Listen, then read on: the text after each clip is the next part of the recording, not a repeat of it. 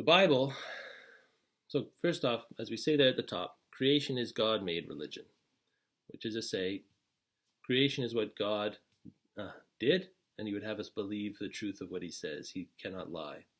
The Bible is not man's quest for God, as many claim today, but God's revelation to man. God revealed to us things we can't otherwise know. As Ken Ham puts it, the great Ken Ham, biblical creation is the religion upon which creator-honoring science is built, often called scientific creation or creation science, which is the science, for example, that Sir Isaac Newton, the father of modern science, did. He built all of his ideas upon a literal reading of biblical creation of Genesis 1 to 11. By the way, we're now in a post-scientific age where we fight viruses with non-vaccines, viruses that are a threat to the lives of less than 1% of the population, and we take away everyone's rights and freedoms to do it, and you have to take the vaccine every 6 months and still wear a mask anyways. All of these unscientific things that are happening right now because we're post-Christian. We've thrown the Bible out and now we've lost science. We gained modern science because of men like Isaac Newton who believed the Bible and put God's word first.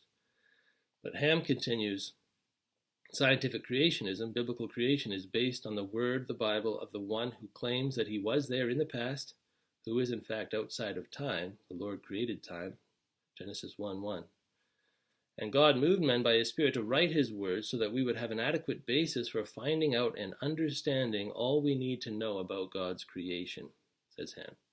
So whereas the ancient rebellious idea of evolution presupposes an eternal past in which the universe itself eventually gave rise to all that exists by naturalistic, spontaneous, accidental, non-supernatural processes, biblical creation presupposes what God clearly communicates in the special revelation of his book, the Bible, that the universe had a beginning, a definite beginning, when and how God claims that he began the universe by his almighty spoken word.